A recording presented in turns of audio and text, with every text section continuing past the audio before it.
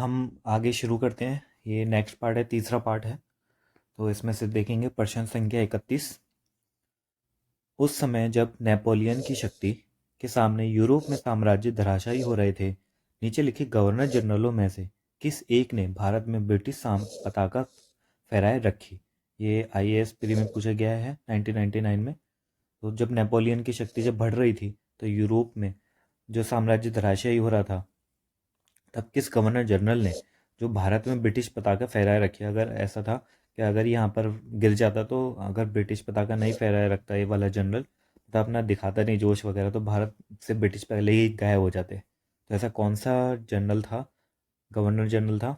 तो ये है लॉर्ड वेलेजली। लॉर्ड वेलेजली था जिसने ये ऐसा काम किया था। लॉर्ड वेलेजली ने भारत की ओर 1797 ईस्वी में प्रस्थान किया, यानी 1797 ईस्वी में वो आया था, जो कि आंग्ल इतिहास में संभवतः सबसे अंधकार में समय था। फ्रांस के विरुद्ध यूरोपीय शक्तियों का बना हुआ मोर्चा छिन्न भिन्न हो चुका था। नेपोलियन मिस्र तथा सीरिया को विजित कर चुका था तथा गंभीरतापूर्वक भारत पर आक्रमण करने की सोच रहा था। गंभीरतापूर्वक वो करना ही चाह रहा था और कर ही देता इसके बाद। ऐसी परिस्थिति में वेलेजली ने भारत में सहायक संधि प्रणाली का प्रयोग किया, जिससे अंग्रेजी सत्ता की श्रेष्ठता स्थापित हो गई तथा नेपोलियन का भय भी टल गया। प्रश्न संख्या 32 देखते हैं। आंग्ल नेपाल युद्ध जिसके शासन काल में हुआ वह है, तो आंग्ल नेपाल युद्ध किसके शासन काल में हुआ था? तो हुआ था लॉर्ड हेस्टिंगस के काल में। आंग्ल नेपाल युद्ध हेस्टिंगस के काल में हुआ था। आंग्ल नेपाल युद्ध लॉर्ड हेस्टिंगस के गवर्नर जनरल काल में हुआ था। लॉर्ड हेस्टिंगस जो कि 1815 ईस्वी की सुगोली की संधि से समाप्त हुआ था। ये हमने देखा था सुगोली की संधि, इससे किसका युद्ध समाप्त हुआ था? तो आंग्ल नेपाल युद्ध समाप्त हुआ था और ये 1815 में हुई थी। सुगोली की संधि 2 दिसंबर 1815 को लेखबद्ध हुई थी, जिसका अनुमोदन 4 मार्च 1816 को किया गया था। प्रश्न संख्या 33 देखते हैं। सुगोली की संधि हुई थी, ये पूरा फैक्चुअल सवाल है जो अभी हमने देखा। सुगोली की संधि कब हुई थी? तो ये हुई थी 1815 ईस्वी में। लिखा हुआ है यहाँ पर 2 दिसंबर 1815 ईस्वी को लिखबद्ध हुई थी। तो यही है। प्रश्न संख्या 34 देखते हैं। निम्नलिखित में से कौन सा युग सही सुमेलित नहीं है? इसमें नहीं पूछ रहा है। तो हेक्टर मुनरो बक्सर का युद्ध, ये सही सुमेलित है। और लॉर्ड हेस्टिंगस आंग्ल नेपाल युद्ध, यह भी हमने देख लिया, ये भी सही सुमेलित है। लॉर्ड वेलेजली चतुर्थ आंग्ल मैसूर युद्ध, ये भी सही है। लॉर्ड कार्नवालिस तृतीय आंग्ल मराठा युद्ध, ये सही नहीं है। तो यही हमारा हो जाएगा आंसर। तो हेक्टर मुनरो बक्सर का युद्ध, लॉर्ड हेस्टिंगस आंग्ल नेपाल युद्ध, लॉर्ड वेलेजली चतुर्थ आंग्ल मैसूर युद्ध। तृतीय आंग्ल मराठा युद्ध लॉर्ड हेस्टिंगस के समय में हुआ था, ना कि लॉर्ड कार्नवालिस के समय में। तो जो तृतीय आंग्ल मराठा युद्ध है वो किसके समय में हुआ था? लॉर्ड हेस्टिंगस के समय में। चतुर्थ आंग्ल मैसूर युद्ध लॉर्ड वेलेजली एवं आंग्ल नेपाल युद्ध लॉर्ड हेस्टिंगस के समय हुआ, जबकि बक्सर का युद्ध हेक्टर मुनरो के नेतृत्व में लड़ा गया था। यहाँ सारे युद्ध बता दिए हैं आप। तो तृतीय आंग्ल मराठा युद्ध, चतुर्थ आंग्ल मैसूर युद्ध और आंग्ल नेपाल युद्ध, बक्सर का युद्ध। प्रश्न संख्या 35 देखते हैं। तृतीय आंग्ल मराठा युद्ध संबंधित है, तो तृतीय आंग्ल मराठा युद्ध संबंधित है लॉर्ड हेस्टिंगस से। तृतीय आंग्ल मराठा युद्ध संबंधित है लॉर्ड हेस्टिंगस से। ये वही पीछे वाला क्वेश्चन है, रिपीटेड है। प्रश्न संख्या 36 देखते हैं। सर टॉमस मुनरो किन वर्षों में मद्रास के गवर्नर रहे? तो ये रहे थे 1820 से 1827 ईस्वी में। सर टॉमस मुनरो 1820 से 1827 ईस्वी तक मद्रास के गवर्नर रहे। दक्षिण भारत में भू राजस्व वसूली हेतु लागू की गई व्यवस्था रैयतवाड़ी व्यवस्था थी। इस व्यवस्था के जन्मदाता टॉमस मुनरो और कैप्टन रीड थे, जिन्होंने सर्वप्रथम इसे तमिलनाडु के बारामहल जिले में लागू किया। तो सबसे पहले हुआ था तमिलनाडु के बारामहल जिले में लागू हुआ था। तत्पश्चात यह व्यवस्था मद्रास, बंबई के कुछ हिस्से, असम तथा कुर्ग आधुनिक कर्नाटक का एक भाग में लागू की गई थी। प्रश्न संख्या 37 देखते हैं। तथाकथित कुशासन के आधार पर किस गवर्नर जनरल ने मैसूर राज्य के प्रशासन को ले लिया था? यह हमने देखा था जो मैसूर को कुशासन के आधार पर अपने कंट्रोल में ले लिया था, तो ये लिया था लॉर्ड विलियम बेंटिक ने। लॉर्ड विलियम बेंटिक ने कुशासन के आधार पर मैसूर को अपने राज्य प्रशासन में ले लिया था। विलियम बेंटिक ने 1831 ईस्वी में मैसूर तथा 1834 ईस्वी में कुर्ग एवं कछार की रियासतों को अपने प्रदेश में मिला लिया, क्योंकि वहां कथित रूप से बहुत अधिक कुशलता, कुशासन एवं अव्यवस्था थी। कुशासन और अव्यवस्था थी, इसलिए लॉर्ड विलियम बेंटिक ने इन सभी क्षेत्रों को अपने प्रदेश में मिला लिया था। प्रश्न संख्या 38 देखते हैं। निम्नलिखित बंगाल के गवर्नर जनरलों में से कौन एक तृतीय आंग्ल मैसूर युद्ध से संबंधित है? बंगाल के गवर्नर जनरलों में से कौन तृतीय आंग्ल मैसूर युद्ध से संबंधित है? तो ये हैं हमारे लॉर्ड कॉर्नवालिस। तृतीय आंग्ल मैसूर युद्ध 1790 से 1792 में हुआ था, से लॉर्ड कॉर्नवालिस संबंधित हैं। इस युद्ध में कॉर्नवालिस ने स्वयं सेना की बागडोर संभाली थी। इस युद्ध में टीपू ने श्रीरंगपट्टनम की संधि कर ली थी, जिसके अनुसार टीपू को अपने राज्य का लगभग आधा भाग अंग्रेजों और उनके साथियों को देना पड़ा था। प्रश्न संख्या 39 देखते हैं। ठगों के दमन में निम्नलिखित में से कौन संबंध था?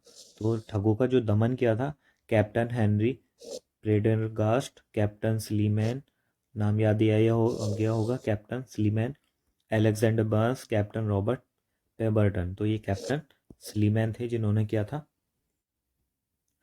ठगों में हिंदू और मुसलमान दोनों धर्मों के अनुयायी सम्मिलित थे, परंतु वास्तव में ये लोग काली, दुर्गा अथवा भवानी की पूजा करते थे तथा प्राय अपने शिकार का सिर काट कर देवी के चरणों में बलि के रूप में चढ़ाते थे।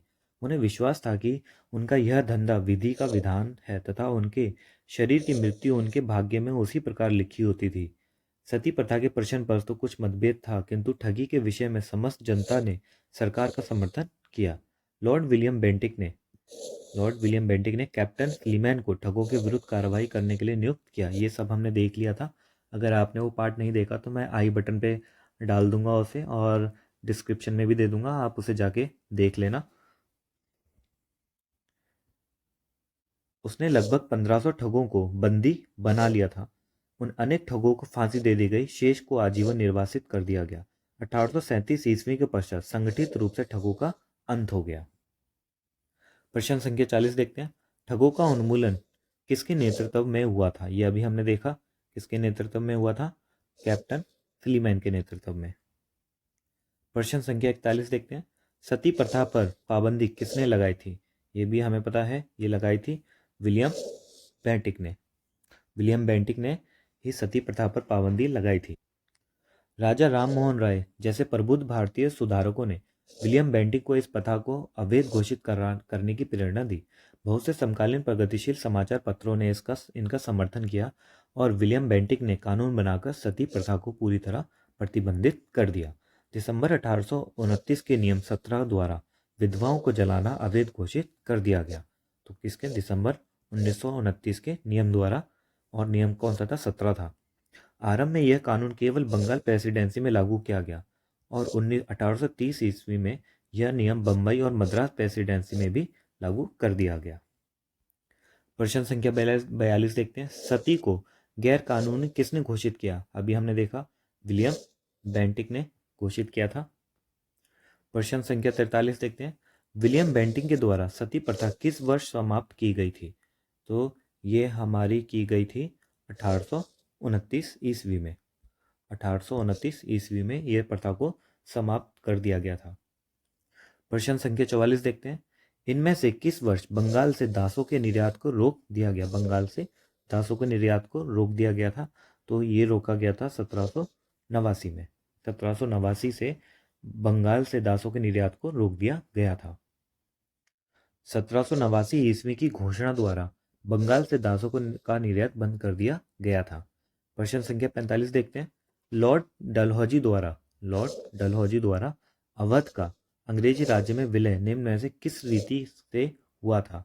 तो ये हमने देखा था, ये हुआ था कुशासन के कारण हुआ था। लॉर्ड डलहौजी ने अवध के नवाब वाजिद अली शाह पर कुशासन का आरोप लगाकर 13 फरवरी 1856 को अवध का अंग्रेजी राज्य में विलय कर लिया।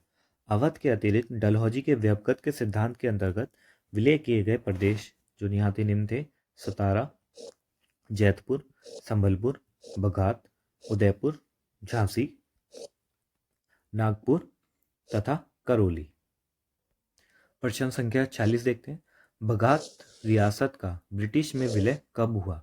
तो बघात रियासत का ब्रिटिश में विलय हुआ था 1850 ईस्वी में। प्रश्न संख्या 47 देखते हैं। ब्रिटिश साम्राज्य में अवध का विलय हुआ था। तो ब्रिटिश साम्राज्य में अवध का विलय हुआ था 1856 ईस्वी में। प्रश्न संख्या 48 देखते हैं।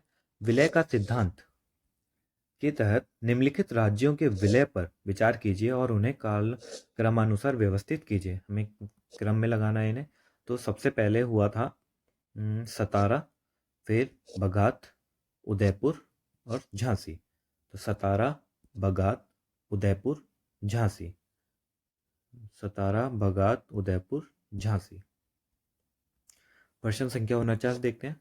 अधोलिखित युग्मों में से कौन सुमेलित है? इसमें बताना है कौन सा सुमेलित है, यानी 3 गलत हैं इसमें।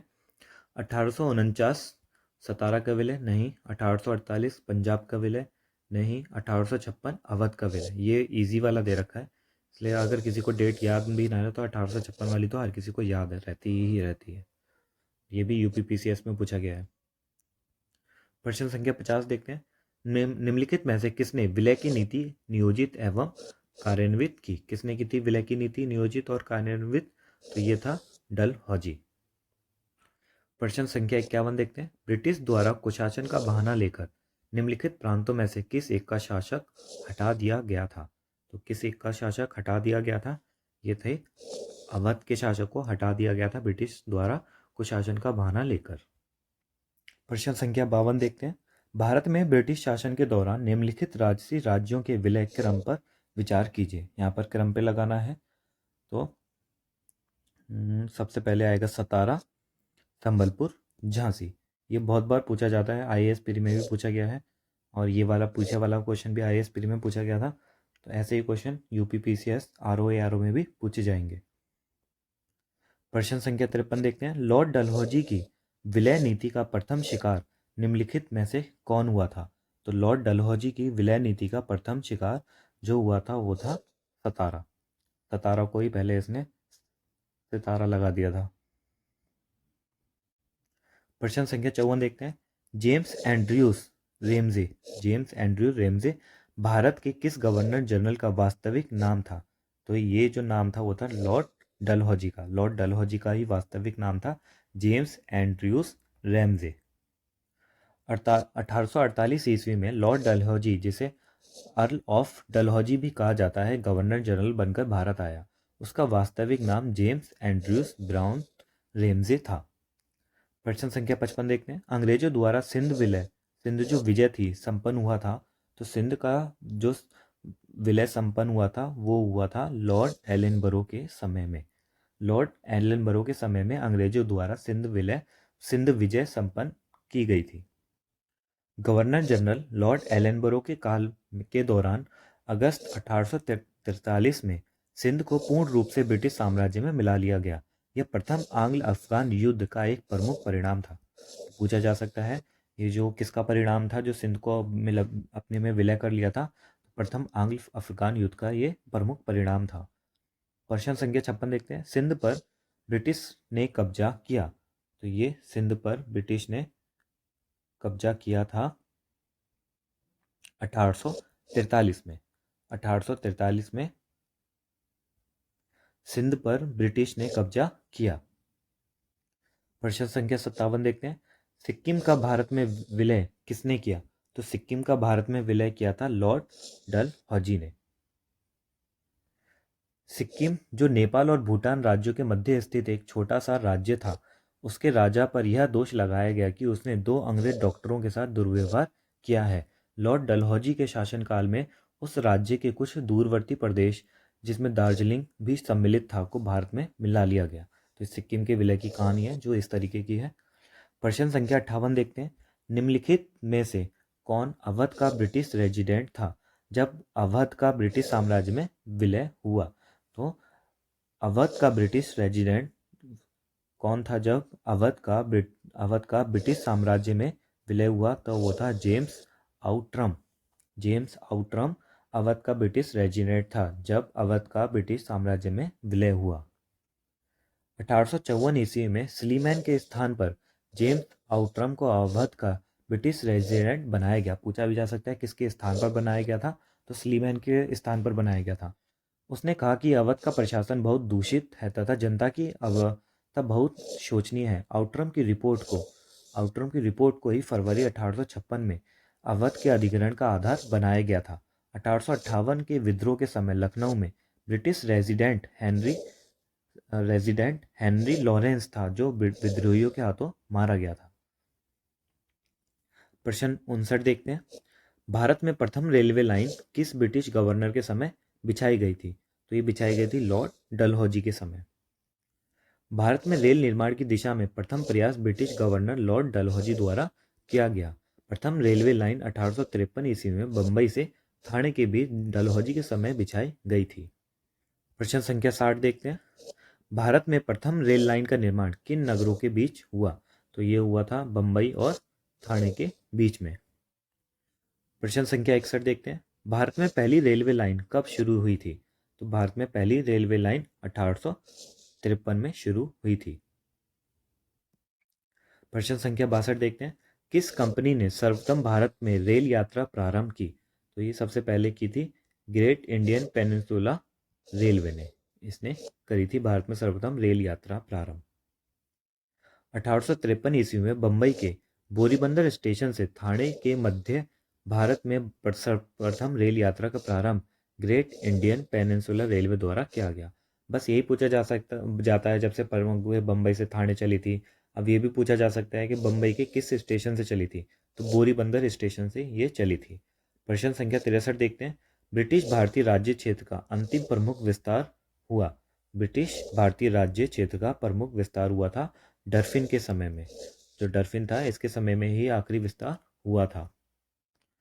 1885 ईस्वी में तृतीय आंग्ल बर्मा युद्ध हुआ और 1 जनवरी 1886 को संपूर्ण बर्मा को ब्रिटिश भारत में मिला लिया गया, जो ब्रिटिश भारतीय राज्य क्षेत्र का अंतिम प्रमुख विस्तार था। इस समय वॉयसराय लॉर्ड डरफिन था।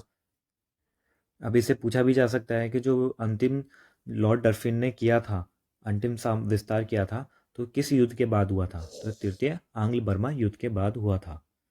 प्रश्न संख्या 64 देखते हैं। पब्लिक वर्क्स डिपार्टमेंट को 1845 से 1855 के दौरान स्वरूप देने वाले थे। तो इसको स्वरूप देने वाले थे Lord Dalhousie. Public works department को स्वरूप देने वाले थे लॉर्ड डलहौजी। डलहौजी से पूर्व सार्वजनिक निर्माण का कार्य एक सैनिक बोर्ड पर था। इसके कार्यालय में पहली बार एक अलग सार्वजनिक निर्माण विभाग बनाया गया और सार्वजनिक उपयोग के कार्य के लिए बहुत सा धन व्यय किया जाने लगा। प्रश्न संख्या 65 देखते हैं। विधवा पुनर्विवाह अधिनियम किसके शासन में क्रियान्वित किया गया था? तो विधवा पुनर्विवाह अधिनियम किया गया था लॉर्ड कैनिंग के शासनकाल में। ईश्वर चंद्र विद्यासागर के अथक प्रयासों के फलस्वरूप लॉर्ड कैनिंग ने के समय 26 जुलाई 1856 को विधवा पुनर्विवाह अधिनियम 1856 अधिनियमित हुआ। इस अधिनियम को लॉर्ड डलहौजी के समय प्रारूपित और प्रस्तुत किया गया था। कब था? लॉर्ड डलहौजी के समय प्रारूपित और प्रस्तुत किया गया था। इस अधिनियम के नियम 15 के तहत विधवा विवाह को वैध मान लिया गया और उस विवाह से उत्पन्न हुए बालक को वैध घोषित किया गया।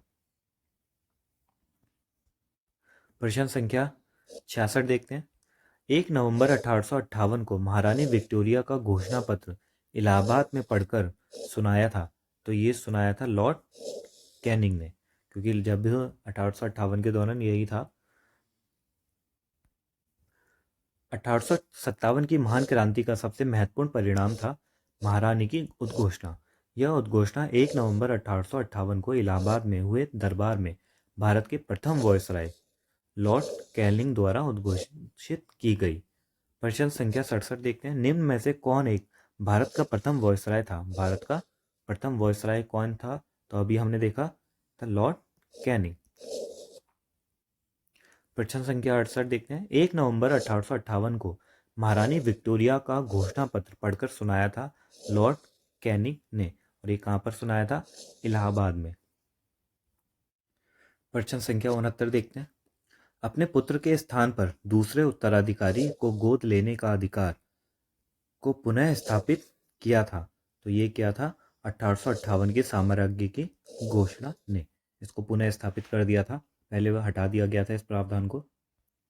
महारानी की उद्घोषणा 1 नवंबर 1858 को इलाहाबाद में हुए दरबार में लॉर्ड कैनिंग द्वारा उद्घोषित की गई। इसमें भारतीय देशी राजाओं के प्रति नीति को भी व्यापक रूप से परिवर्तित किया गया और ब्रिटिश साम्राज्य के लिए संभावित किसी संकटापन्न स्थिति से बचाव के लिए उनका प्रयोग करने हेतु उन्हें तैयार किया गया। विजय और विलय की नीति का पूर्णतः परित्याग कर दिया गया और देशी राज्यों के शासकों को उत्तराधिकारी गोद लेने की अनुमति दी गई। प्रश्न संख्या 70 देखते हैं। महारानी विक्टोरिया को भारत की साम्राज्ञी नियुक्त किया गया। तो ये कब किया गया था? ये किया गया था 1877 में। 1877 में महारानी विक्टोरिया को भारत की साम्राज्ञी नियुक्त किया गया था। राजसी उपाधि अधिनियम रॉयल टाइटल्स एक्ट ब्रिटिश संसद द्वारा 1876 में पारित किया गया। इस अधिनियम के तहत महारानी विक्टोरिया को 1 जनवरी 1877 को दिल्ली दरबार में भारत की साम्राज्ञी घोषित किया गया। जो हमने देखा था, दिल्ली दरबार हुआ था और तभी इनको साम्राज्ञी घोषित किया गया था। इसी प्रकार सम्राट एडवर्ड सेकंड को वर्ष 1930 में तथा जॉर्ज फिफ्थ को वर्ष 1911 में भारत का सम्राट घोषित किया गया था। प्रश्न संख्या 71 देखते हैं। निम्नलिखित में से किस गवर्नर जनरल ने भारत में दास प्रथा को समाप्त किया था? यह हमने देखा था, किस गवर्नर जनरल ने भारत में दास प्रथा को समाप्त किया? तो वो था लॉर्ड एलनबरो ने। लॉर्ड एलनबरो ने भारत में दास प्रथा को समाप्त कर दिया था। 1843 के एक्ट 5 के द्वारा भारत में तत्कालीन गवर्नर जनरल लॉर्ड एलनबरो ने दास प्रथा का उन्मूलन किया था। इसका कार्यकाल 1842 से 44 ईस्वी तक था। प्रश्न संख्या 72 देखते हैं। निम्न युग्मों में से कौन सा एक सही सुमेलित है? तो इसमें से सही सुमेलित बताना है। तो लॉर्ड कॉर्नवालिस स्थायी बंदोबस्त, हाँ ये सही है। इन्होंने ही जो स्थायी बंदोबस्त था वो यही लेकर के आए थे। लॉर्ड वेलेजली चतुराईपूर्ण निष्क्रियता, ये सही नहीं है। लॉर्ड डलहौजी सहायक संधि, ये भी सही नहीं है। लॉर्ड कैनिंग भारतीय राष्ट्रीय कांग्रेस की स्थापना, ये भी सही नहीं है। लॉर्ड कॉर्नवालिस ने 1793 ईस्वी में स्थायी बंदोबस्त प्रणाली लागू की, जबकि चतुराईपूर्ण निष्क्रियता या कुशल अकर्मण्यता की नीति जॉन लॉरेंस, सहायक संधि लॉर्ड वेलेजली तथा व्यवगत का सिद्धांत लॉर्ड डलहौजी से संबंधित है। तो यहाँ पर सारे ध्यान रख लेना। स्थायी बंदोबस्त प्रणाली तो लॉर्ड कॉर्नवालिस ने लेकर के आया था। चतुराईपूर्ण निष्क्रियता या फिर कुशल अकर्मण्यता की नीति जॉन लॉरेंस, सहायक संधि लॉर्ड वेलेजली और व्यवगत का सिद्धांत लॉर्ड डलहौजी लाया था। प्रश्न संख्या 73 देखते हैं। निम्नलिखित में से किसका सुमेल नहीं है? अब यहाँ पे नहीं पूछ रहा है तो इसका बताना है हमें किसका सुमेलित नहीं है। लॉर्ड कॉर्नवालिस स्थायी बंदोबस्त, ये सही है, अभी हमने ऊपर देखा। लॉर्ड वेलेजली सहायक संधि, ये भी अभी हमने देखा, लॉर्ड वेलेजली सहायक संधि। लॉर्ड डलहौजी व्यवगत का सिद्धांत। लॉर्ड कैनिंग उच्चतम निष्क्रियता, तो ये सही नहीं है और यही आंसर गलत हो जाएगा। मतलब ये आंसर सही हो जाएगा, ये वैसे भी गलत है ये। प्रश्न संख्या 74 देखते हैं। स्थायी बंदोबस्त किसके शासनकाल में प्रारंभ किया गया? स्थायी बंदोबस्त किसके शासनकाल में प्रारंभ किया गया था? तो ये प्रारंभ किया गया था लॉर्ड कॉर्नवालिस के शासनकाल में। लॉर्ड कॉर्नवालिस के शासनकाल में स्थायी बंदोबस्त को प्रारंभ किया गया था। प्रश्न संख्या 75 देखते हैं। निम्नलिखित में से किसी कौन से सही सुमेलित नहीं है? यहाँ पर भी नहीं पूछ रहा है। तो लॉर्ड कॉर्नवालिस स्थायी बंदोबस्त सही है। लॉर्ड वेलेजली सहायक संधि प्रणाली, ये भी सही है। लॉर्ड हेस्टिंगस द्वितीय आंग्ल मराठा युद्ध, तो ये गलत है, ये नहीं होगा। लॉर्ड विलियम बेंटिक 1829 का 17वां रेगुलेशन, तो ये भी सही है। तो लॉर्ड विलियम बेंटिक सही है, लॉर्ड कॉर्नवालिस सही है, लॉर्ड वेलेजली सही है। तो हमारा आंसर जो सही नहीं है वो है सी, लॉर्ड हेस्टिंगस। द्वितीय आंग्ल मराठा युद्ध 1803 से 1805 ईस्वी के बीच लॉर्ड वेलेजली के काल में हुआ था। लॉर्ड हेस्टिंगस के काल में तृतीय तथा अंतिम आंग्ल मराठा युद्ध हुआ। लॉर्ड हेस्टिंगस के काल में तृतीय और अंतिम आंग्ल मराठा युद्ध हुआ था। तृतीय आंग्ल मराठा युद्ध में मराठों के पराजय के पश्चात लॉर्ड हेस्टिंगस ने पेशवा की गद्दी 1818 ईस्वी में समाप्त कर दी तथा पश्चिमी भारत में स्थित पेशवा का समस्त प्रदेश बम्बई प्रेसिडेंसी में सम्मिलित कर लिया गया। इसके अतिरिक्त कंपनी ने बुंदेलखंड, मालवा और शेष भारत, जिस पर पेशवाओं का प्रभुत्व था, पर राजनीतिक अधिकार कर लिया। प्रश्न संख्या आप 76 देखते हैं। पेशवाई को कब समाप्त किया गया? तो पेशवाई को समाप्त किया था 1818 में। प्रश्न संख्या 77 देखते हैं। निम्नलिखित में से किसने राजपूताना की देशी रियासतों के साथ वर्ष 1817 से 1818 की अधीनस्थ संधि की बातचीत की थी? तो किसने राजपूताना की देशी रियासतों के साथ वर्ष 1817 से 18 की अधीनस्थ संधि की बातचीत की थी? तो ये की थी आपके चार्ल्स मैटकॉफ ने।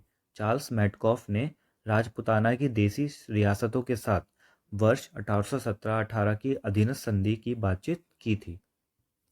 राजपूताना की रियासतों के साथ वर्ष 1817 से 1818 की अधीनस्थ संधि की वार्ता चार्ल्स मैटकॉफ ने की थी। लॉर्ड हेस्टिंगस ने राजपूताना पर ब्रिटिश सर्वोच्चता तथा मराठों और पिंडारियों के प्रति राजपूताने की तटस्थता सुनिश्चित करने के लिए दिल्ली के तत्कालिक रेजिडेंट चार्ल्स मैटकॉफ को वार्ताकार बनाया था। प्रश्न संख्या 78 देखते हैं। निम्नलिखित में से कौन सुमेलित नहीं है? यहाँ पर भी नहीं पूछ रहा है, तो हमें वो बताना जो नहीं है। लॉर्ड कॉर्नवालिस स्थायी बंदोबस्त देख लिया हमने, ये सही है। लॉर्ड वेलेजली सहायक संधि प्रणाली, ये भी सही है। सर जॉन शोर आंग्ल नेपाल युद्ध, तो ये गलत है। लॉर्ड हेस्टिंगस तृतीय आंग्ल मराठा युद्ध, ये भी सही है। तो आंसर हो जाएगा सी, जो कि ये गलत है। आंग्ल नेपाल युद्ध लॉर्ड हेस्टिंगस के काल में हुआ था। 1814 ईस्वी में पहला युद्ध लड़ा गया, लेकिन कोई विशेष सफलता नहीं मिली। 1815 ईस्वी में दूसरा युद्ध लड़ा गया। कुमाऊं में अल्मोड़ा को जीत लिया गया और मेजर जनरल ऑक्टर लोनी ने वीर गोरखा सरदार अमर सिंह थापा को मलाव का किला समर्पित करने के लिए विवश किया। अमर सिंह थापा को वहाँ पे उन्हें विवश किया कि अपना किला दे दिया जाए। ब्रिटिश सेना राजधानी काठमांडू से 30 मील की दूरी तक पहुंच गई और 2 दिसंबर 1815 को सुगोली की संधि लेखबद्ध हुई, जिसे 4 मार्च 1816 को अनुमोदित किया गया। कुमाऊं, गढ़वाल और शिमला जिले अंग्रेजों को सौंप दिए गए। सुगोली की संधि 1815, ये प्रश्न अभी पीछे भी आया था। प्रश्न संख्या 89 देखते हैं। निम्नलिखित में से कौन एक सही सुमेलित है? लॉर्ड एलेनबरो अवध का विलीनीकरण, तो ये नहीं है।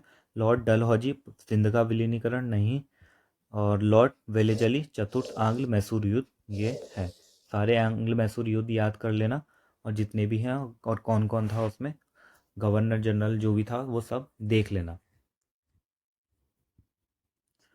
सही सुमेलन इस प्रकार है। लॉर्ड एलेनबरो सिंध का अंग्रेजी राज्य में अगस्त 1843 में विलय, तो जो सिंध का विलय किया था वो एलेनबरो ने किया था। लॉर्ड डलहौजी कुशासन के आरोप में 1856 ईस्वी में अवध का विलीनीकरण किया। लॉर्ड वेलेजली चतुर्थ आंग्ल मैसूर युद्ध हुआ था। लॉर्ड हेस्टिंगस तृतीय आंग्ल मराठा युद्ध हुआ था। प्रश्न संख्या 80 देखते हैं। निम्नलिखित में से कौन युग सही सुमेलित नहीं है? यहाँ पर नहीं पूछ रहा है, तो लॉर्ड डलहौजी अवध का विलीनीकरण सही है। लॉर्ड डरफिन भारतीय राष्ट्रीय कांग्रेस की स्थापना, ये भी सही है। Lord William Bentinck charter act 1833 का पारित होना, ये भी सही है। लॉर्ड लीटन प्रथम आंग्ल अफगान युद्ध का प्रारंभ होना, तो ये सही नहीं है, और इसलिए ये वाला ऑप्शन सही होगा। प्रथम आंग्ल अफगान युद्ध 1839 से 1842 ईस्वी के मध्य हुआ था। इस दौरान भारत के गवर्नर जनरल ऑकलैंड थे। लॉर्ड लेटन के समय द्वितीय आंग्ल मैसूर युद्ध हुआ था। इस प्रकार विकल्प डी सही सुमेलित नहीं है, जबकि अन्य तीनों विकल्प सही सुमेलित हैं। प्रश्न संख्या 81 देखते हैं। निम्न में से कौन चतुराईपूर्ण निष्क्रियता की नीति के साथ जुड़ा हुआ था? चतुराईपूर्ण निष्क्रियता की नीति के साथ जुड़ा हुआ था, तो जॉन लॉरेंस जो था वो चतुराईपूर्ण निष्क्रियता की नीति के साथ जुड़ा हुआ था। चतुराईपूर्ण निष्क्रियता या कुशल अकर्मण्यता की नीति आंग्ल अफगान संबंधों के संदर्भ में लॉर्ड एलेनबरो के काल से प्रारंभ होकर लॉर्ड नॉर्थब्रुक के काल तक चलती रही। इस नीति को प्राय जॉन लॉरेंस के नाम से विशेष रूप से संबंधित किया जाता है क्योंकि उसके वायसराय काल में इस नीति का अनुसरण करने का स्पष्ट अवसर मिला और इस नीति की रूपरेखा स्पष्ट रूप से निश्चित की गई। प्रश्न संख्या 12 हम अगले पार्ट में देखेंगे, तो जुड़े रहना प्रश्नों की श्रृंखला देखने के लिए, और जो बाकी पार्ट हैं उन्हें भी देखना। इससे पीछे वाला पार्ट आप देख सकते हो, वीडियो के एंड में मिल जाएगा, आई बटन पे भी मिल जाएगा, और बाकी आप प्लेलिस्ट भी जाकर के चेक कर सकते हो, मैं नीचे डाल दूंगा उसे। तो मिलते हैं अगली वीडियो में, तब तक के लिए बाय बाय।